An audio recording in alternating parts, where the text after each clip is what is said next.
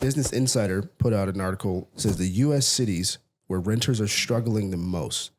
Some of its key bullet points are the U.S. faces a severe housing affordability crisis as rents and home prices soar, which you just pointed out. Rents have increased 26% since early 2020, with 3 and 5 markets still rising. And then they say, here are the metro areas with the highest proportion of cost burden to tenants. Let's look at the chart first, and then we can dive into some of what the article says. So in terms of the metro area, here are the cities where renters are struggling the most. We lead off with Naples, Marco Island, Florida, Port St. Lucie, Florida, Lawrence, Kansas, Wow. State College, Pennsylvania, Homosassa Springs, Florida, Gainesville, Florida, Miami, Florida, East Stroudsburg, Pennsylvania, Corvallis, Oregon, Rockport, Texas, which is interesting because it doesn't lead off with like major headline cities. Well, it's what it's saying is 60% of their income is going towards Yeah. rent. What's interesting about those states, just knowing what I know about real estate, Florida is struggling because of hurricane and insurance costs are getting wildly out of hand. So that's always expressed in the cap rates, and as a byproduct, it's pushed or passed on to the tenant. That's why Florida's probably on there so many times. Mm-hmm. Texas is on there one time, at least in the top, whatever this is, 10. Kansas. And that's most likely due to the fact that Texas has some of the highest property tax. So similar kind of thing, just expressed in a different way. Kansas is probably having some insurance issues, right? It's like right. Lawrence, Kansas, I believe, is in the tornado alley. Yeah. And then you got Pennsylvania. I'm not sure why Pennsylvania. Right. Maybe that's actually just more to the fact that the median household income so low there. It's $39,000. Yeah. And then there's not a lot of jobs. Pennsylvania struggles. It's part of the Rust Belt, right? And then Corvallis, the Dust Oregon. Belt. That's what it's part of the Dust Belt. It's the Dust Belt right now. Hopefully it's revived in this next era, but yeah. But you got Corvallis and Rockport. So, I mean, to your point, these incomes aren't extremely high, right? Only literally top one's 50,000. Yeah, and if we go down, it actually starts to show you the 50%, where people are spending about 50%. Mm-hmm.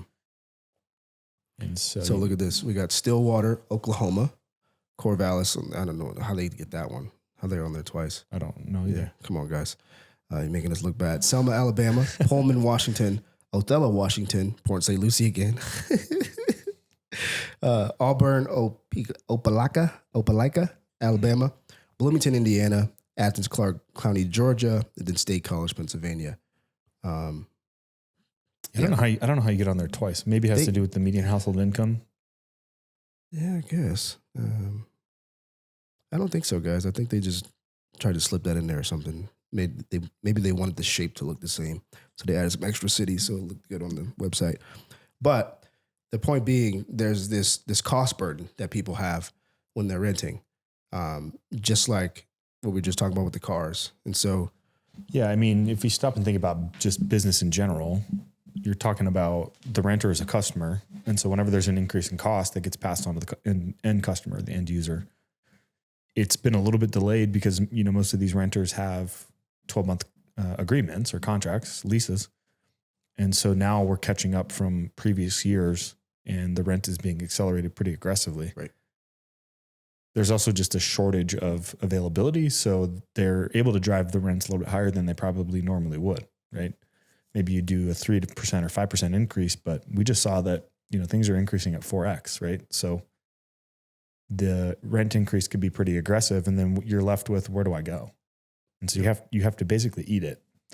And so let me ask you this, from the entrepreneur standpoint, how do entrepreneurs navigate?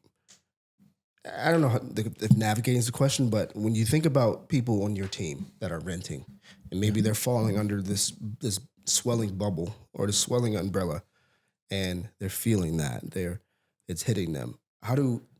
Business owners, how do we navigate that? Because the solution isn't that I could just pay you more money to make sure that burden feels less.